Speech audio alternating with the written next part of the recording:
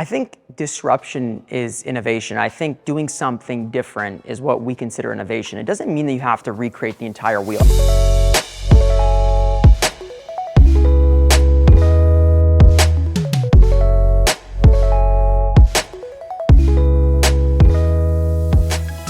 Hi, I'm Monica and I'm here at Midday Squares in Montreal, Canada. Midday Squares, if you haven't yet heard about them after today's segment, you will certainly walk away with your curiosity piqued. I'm here with Jake Karls, one of the co-founders of Midday Squares.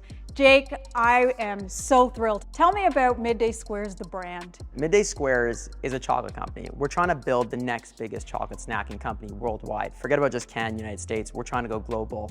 And I think what's unique about our brand is it's something that's culturally relevant to today. We focus on telling a story that actually emotionally connects to the consumer. We show you the good, the bad, the ugly. Reality show on entrepreneurship.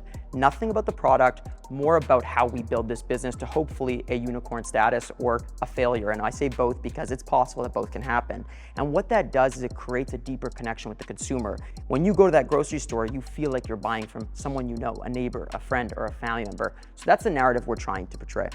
Why chocolate? Chocolate is over $100 billion annually. Health bars are over $20 billion annually. All we did was took a Venn diagram and just made the middle part of it, because that way, if we said we were a chocolate bar, there's a whole market for that. And if we said a health bar, that's an emerging category that's growing. So we wanted best of both worlds, but we lean more on the chocolate side because there's no better vibes than chocolate. It makes you happy. It's a moment when you're sad, you have it. Chocolate is what we grew up on, and we want to basically make it healthier as we continue to grow older. So what kind of values do you say Midday Squares, the brand, emotes? I think two are really important. Number one is good vibes. And I don't say good vibes only because you can't be good vibes only, we're human. So in our culture, we amplify that. We have this energy where we want our consumers to feel that and our teammates. And the second thing is be right more than you are wrong. That's a really important value of ours, because if you are, then by chance, by statistics, you likely will get somewhere over time. Who would you say your customers are? So I love this question because for us, we have many different types of customers. At first, we thought it was just females between 25 and 60 years old, but then we started to notice a lot more customers were coming in from different angles. Our brand talks to the consumer that loves the hustle, that loves the radical transparency, but at the end of the day, are our products being bought by everyone that likes dark chocolate? Talk to me about being an entrepreneur. It is a 24/7 journey. Sometimes it feels like the challenges outweigh the benefits. It's painful, and I say this with the love for entrepreneurship. You know, coming into this journey, I didn't know how hard it was gonna be. I thought, you go on magazines, you get, revenue, you raise money, you do cool things. But then you start to see that there's a whole other side of the journey where it's pain and it's ups and downs. And if you can't figure out how to balance that, you're gonna have a very hard time, because the pressure is a pressure cooker. And I think that that's what I've learned over the last decade of entrepreneurship, is that it's not just sunshine and rainbows. It's a lot of hard work, like you said, 24/7. But I believe so much in the vision of what we're trying to do, and the fulfillment for me is so powerful that I continue going on it.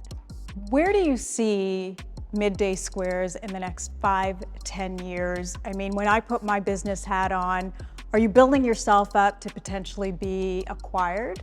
Or are you building yourself up to be this multinational conglomerate to do the acquisitions? It's a very interesting question. It's two-pronged in my opinion, because for us, our vision was to build the next biggest chocolate snacking company. Think, what would like a Hershey's or Mondelez look like today is what we're trying to accomplish. That being said, as we go, we're seeing how difficult it is to build that infrastructure. So for us, we're continuing our game plan that we've put forth to our investors, to our board, to get to where we got to get to. And for us, we're going to look at what's next at when we hit 150 million revenue, and then see if it's a sale, if it's an IPO, if it's acquiring more businesses. But for now, our strict focus is to get to that revenue, get to the margin profile we need to get to, and nothing else. So horse blinders, no noise, no distractions, just get there. Your use of social media to create brand recognition is commendable. Many mature, established industries aren't even scratching the surface. What advice would you give them? So it's a very different game. So, us being an emerging brand that's a disruptive brand, someone coming into the space with complete freedom and not as much to lose, so the consequences are obviously lower.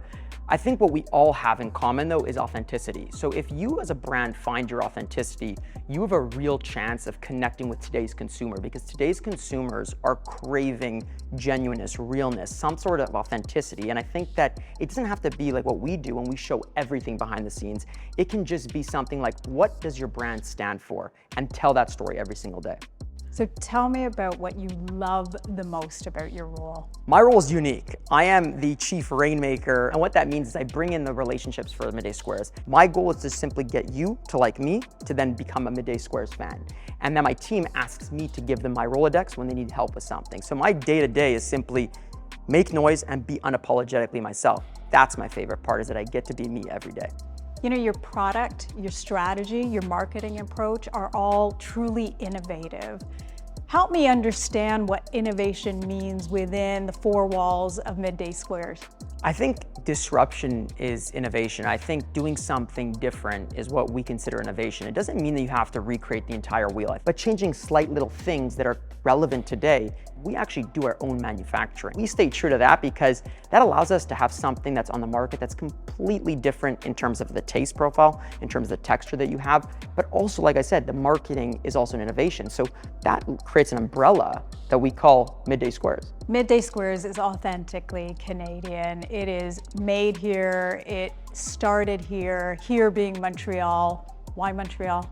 There's nothing like it when you do it for your hometown. The people here are amazing. The culture is so different than anywhere in the world. So we chose to stay here, and I think it would be something really cool in the next 20 years if you could still have Midday Squares here, but be in multiple different countries, and people know, hey, I love Midday Squares in China, I love Midday Squares in the UK, I love Midday Squares in Mexico. Will you always stay in the chocolate space, or can we see adjacencies happening in CPG? For now, we want to be known for our double layer chocolate. That's what we want, the Midday Square. And the reason being is we want to own that refrigerated space because it's a new set, it's fresh product, it's healthier. It's something that retailers are starting to get more behind. And eventually, if we have the capital, the resources, and the time, we will hopefully innovate in other categories within chocolate. Ingenuity, transparency, authenticity are just some of the words that I would use to describe Midday Squares. I'm Monica, and we'll see you next time.